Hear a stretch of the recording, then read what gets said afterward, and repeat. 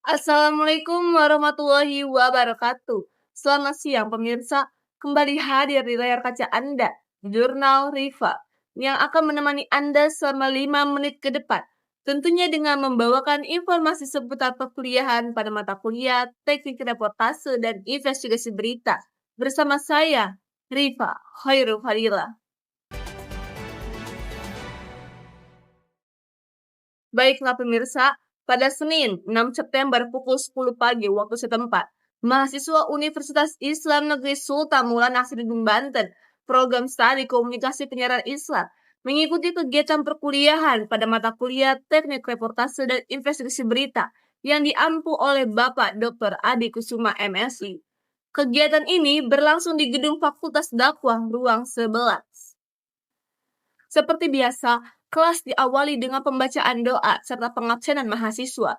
Setelah itu, perkuliahan dilanjutkan dengan praktik reportase langsung di kelas, di mana salah satu kelompok tampil memerankan liputan mengenai bahan bakar minyak atau BBM merek Shell. Kelompok yang tampil menunjukkan kemampuan yang cukup baik dengan akting yang menghibur dan suasana kelas yang hidup. Praktik ini menjadi bagian dari proses pembelajaran untuk melatih kemampuan mahasiswa dalam menguasai teknik reportase serta memahami dinamika penyusunan berita secara langsung. Setelah praktik, dilanjutkan dengan adanya pemaparan materi.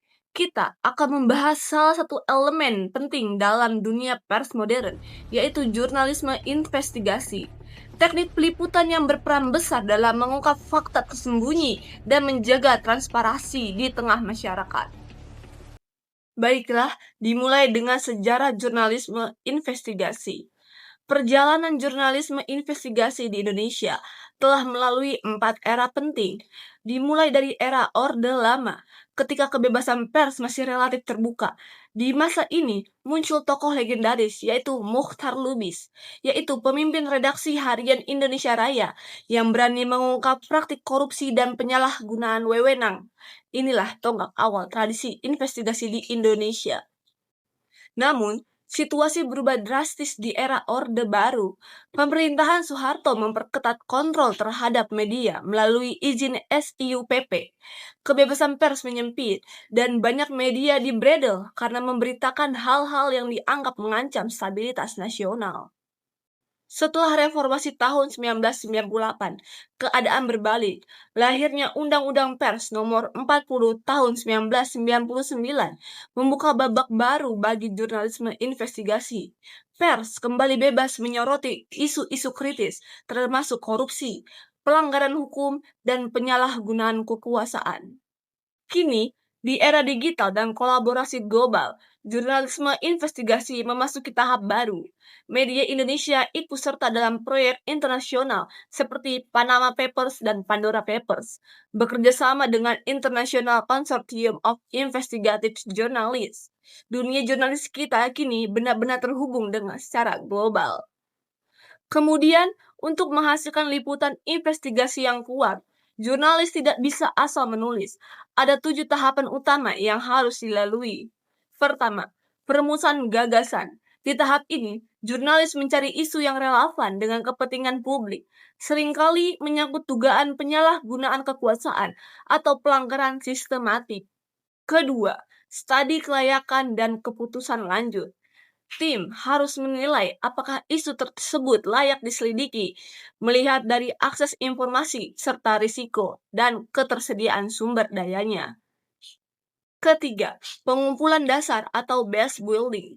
Ini adalah proses pengumpulan dokumen, data publik, serta membangun jaringan narasumber terpercaya. Keempat, perencanaan detail dan logistik. Setiap anggota tim menentukan tugas, sudut pandang cerita, hingga protokol keamanan. Tahap kelima yaitu riset lapangan dan pengumpulan fakta. Ini menjadi momen yang paling intens. Jurnalis menelusuri jejak dokumen, jejak orang, hingga jejak uang untuk memastikan setiap data memiliki dasar yang kuat. Berikutnya, verifikasi dan evaluasi ulang. Semua temuan harus diuji minimal dengan 2 sumber independen. Inilah jantung dari etika jurnalisme investigasi. Dan yang terakhir, penulisan serta publikasi. Setelah liputan tayang, jurnalis masih harus melakukan tindak lanjut karena laporan investigasi bukan hanya berita, tapi alat untuk mendorong akuntabilitas dan perubahan sosial. Dalam praktiknya, jurnalisme investigasi memiliki prinsip dasar yang membedakannya dari jurnalisme biasa. Ada komitmen pada kebenaran, independensi, dan objektivitas, serta verifikasi data yang ketat. Semua ini dilakukan hanya demi satu tujuan, yaitu kepentingan publik. Seorang jurnalis investigasi harus berani menanggung resiko, sebab banyak kasus besar yang melibatkan ancaman, gugatan hukum, bahkan kekerasan. Selain itu, mereka juga harus menjaga etika. Misalnya, saat menggunakan kamera tersembunyi atau menyamar, semua harus melalui pertimbangan moral dan profesional yang matang. Tantangannya pun tidak sedikit, dimulai dari tekanan dari pihak yang berkuasa, sulitnya mendapatkan data yang valid, keterbatasan waktu dan dana, hingga ancaman terhadap keselamatan diri. Namun di balik semua risiko itu, hasilnya pun sangatlah berharga, yang dimana kebenaran pun terungkap, keadilan ditegakkan, dan masyarakat mendapatkan haknya atas informasi yang jujur. Pemirsa, jurnalisme investigasi bukan sekedar bentuk pemberitaan, tetapi wujud nyata tanggung jawab sosial pers dalam memperjuangkan kebenaran. Dengan kerja keras, integritas, dan keberanian, jurnalis investigasi menjadi garda depan dalam menjaga demokrasi dan menegakkan keadilan. Dan pemirsa, demikianlah informasi tadi sekaligus menutup perjumpaan kita pada siang hari ini. Saya, Rifa Khairul Fadilah, mewakili seluruh kru dan rekan yang bertugas, mohon pamit undur diri dan sampai jumpa. Wassalamualaikum warahmatullahi wabarakatuh.